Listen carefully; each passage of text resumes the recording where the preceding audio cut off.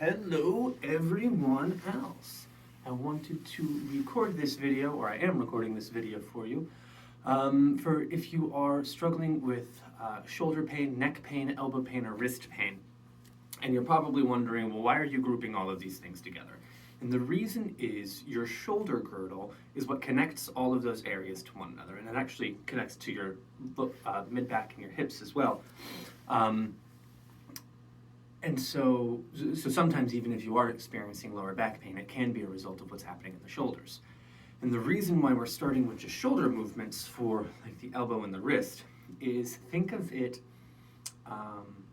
like an overpass in a highway system.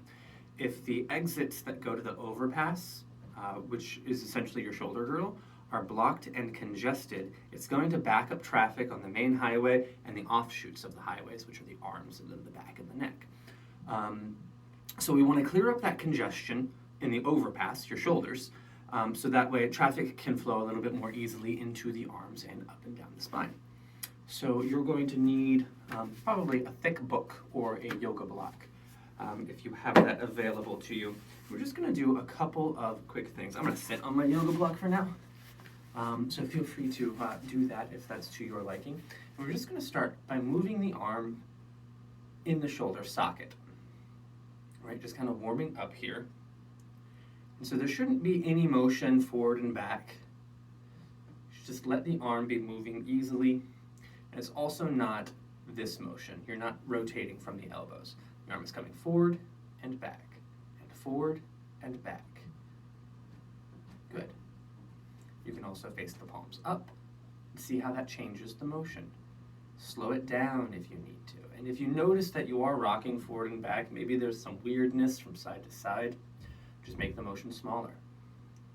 If you are experiencing any pain or discomfort, even that dull, even like that dull tingle of pain, stop. This isn't for you. Because you want the body to feel comfortable and supported. And if that dull tingling of pain is going on, then that's your body signaling saying, hey, this isn't right for me. And so as soon as you start to tune into that, then you can start doing the things that help it feel neutral and good. So after doing that, let's come down onto your side. You're just going to lay down on your side, and you want to kind of try to square up your shoulders a little bit, so that way the shoulders are stacked on top of one another, and use this block for your head so that way you're not clunking down all the way. Then you're going to place your hands on top of your hands, hands on hands, and then you're going to start twisting back. And so you're probably saying, Austin, well, this is more of a trunk movement than a shoulder movement, and you are absolutely right. And so we just want to do this a little bit. And now you want to make sure that the pelvis is remaining steady here. That there is no movement back of the hips. The legs are staying still, right? There's not this pull back either. So you just want to rotate back and forth like this. And then you also want to make sure that you're not collapsing forward and pulling up. So if you notice any of those motions, see, just calm the twist down. So maybe you only twist this much, and that's okay. Some of you might actually try to pull your shoulder back and help you kind of overcome this like twisting motion here. Don't do that. Let the shoulder just remain neutral, and see if you can feel the rib cage moving. You might feel a little bit of engagement in the abdomen, just a little bit. Just notice where you feel this. Different people will feel it in different places based on the compensations they have in their body. And so nothing is wrong just taking in all of this data. Good. And roll over and do it on the other side.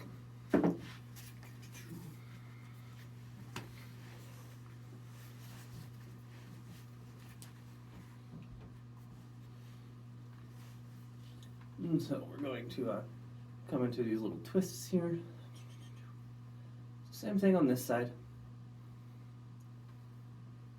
And one thing that I like to do is I like to press and squeeze my legs together, and just remind yourself not to do that. Everything should be easy. The only thing that should be moving is the torso. So just that rib cage floats back. If your arm gets really fatigued, you can probably place a pillow in between the arms.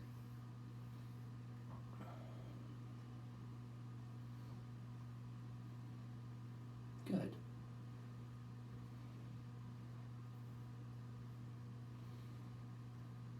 And once you've done that a couple of times, maybe you can come into rest. And again, you're making sure the pelvis isn't moving or you aren't dipping down and kind of making an extension and flexion in the spine. Just making everything here nice and easy, this twist. Cool. So we're gonna stay on this side. Actually, that's probably gonna be too hard. Let's come up to kneeling.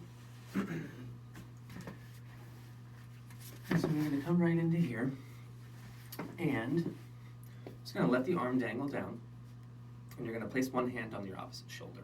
And you're just going to lift that shoulder up and down, up and down. You're going to pay attention to how this shoulder moves. Is it moving straight up, or does it want to hunch forward? Does it want to come back? Does it want to move at all?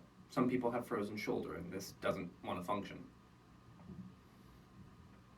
And so if you notice that movement forward or that movement back, just move in a range where you don't notice any of that. So you might be here, and that's okay.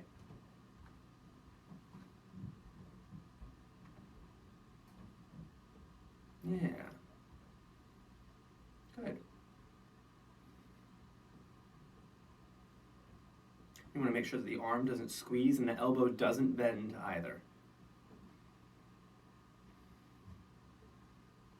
So all of this just kind of waking up that lifting motion of the shoulder blade, and then see if you can bring your awareness to your shoulder blade. Maybe you can put that hand on that, maybe your opposite hand on the shoulder blade, if you have that. Just feel that shoulder blade moving up and down.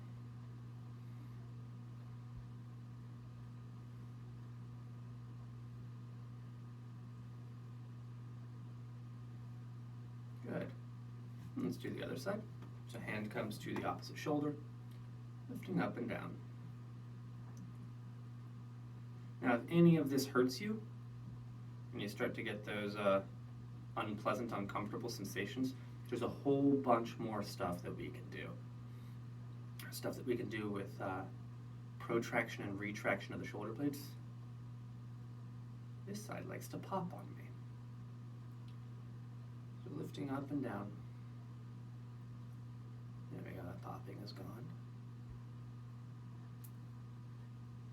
And so, because sometimes what needs to happen is the shoulder blades need to pull back together to help reduce a little bit of pain.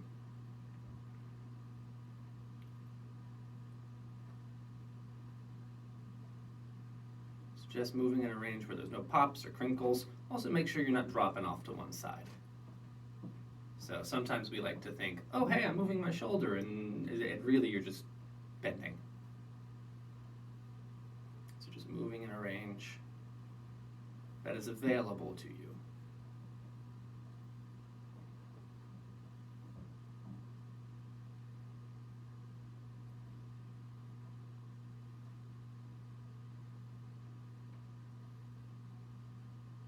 All right, and just let the arms dangle. Take a breath in.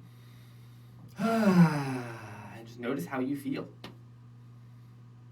I feel a little bit lighter in my chest.